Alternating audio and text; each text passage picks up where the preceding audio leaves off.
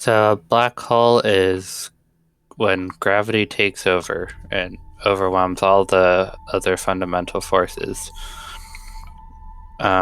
which is kind of hard to do because gravity is really, really, really weak.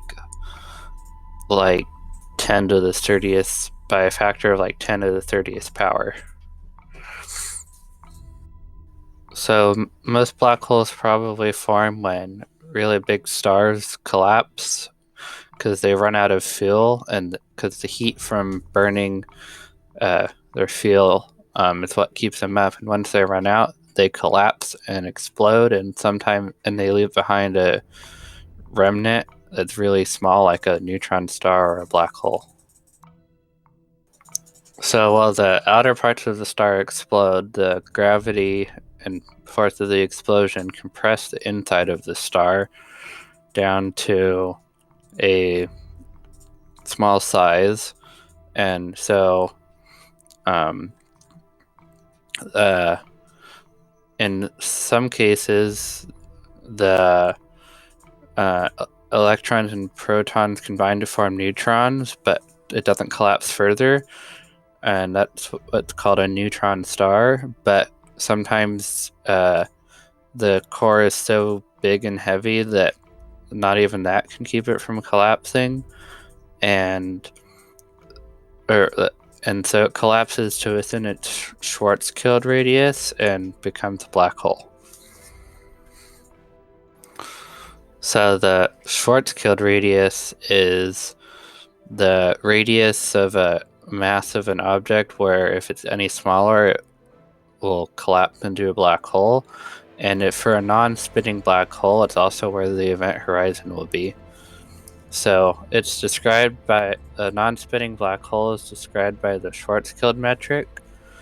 Some notable features are there's a singularity at the core, which is a point of infinite density and where all the mass of the black hole is. And then their Schwarzschild radius is where the event horizon is. It's where it takes an infinite amount of time to get to because of time dilation. And once you pass it, you can't go back. And further out is the photon sphere, which is the lowest orbit light can travel in, and any closer you can't have an orbit unless maybe it's hyperbolic.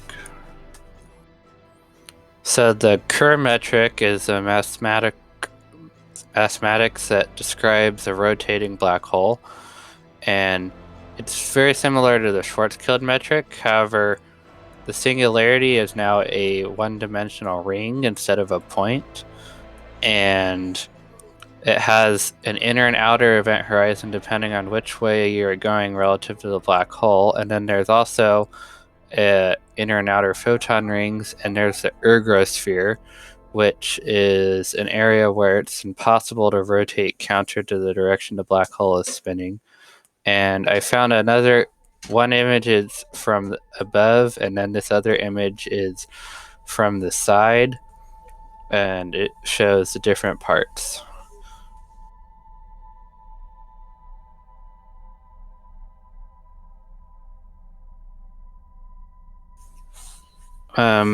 Here's a little bit of detail about the outside of the black hole that you can see in the image of Miser 87. You can see the photon sphere, or at least I think it's the photon sphere. It's the dark spot. You can't actually see the event horizon because it's too dark.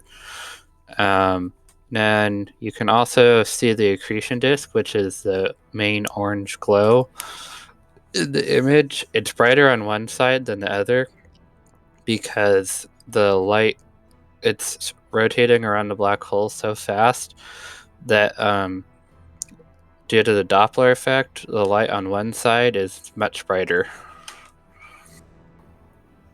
This is different black holes classified by mass, and I like supermassive black holes because they're big enough that you could fall past the event horizon and not be torn apart until later. So some evidence of black holes that we have is the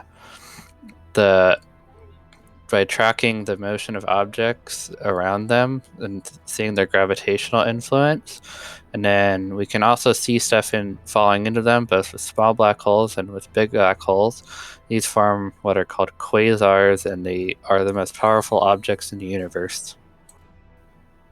So, normally I think black holes are black, and they are the most black things in the universe, but they're not perfectly black. They emit a little bit of radiation, and it's called Hawking radiation, and it's due to complicated quantum mechanics stuff that I don't 100% understand.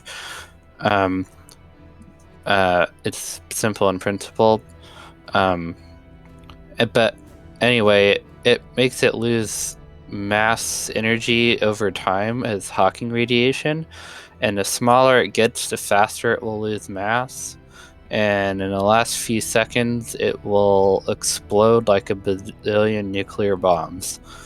But it takes a really long time, and the largest because of this, black holes will be the last things in the universe, as supermassive black holes will take more than a Google years to fully evaporate, or 1 followed by 100 zeros.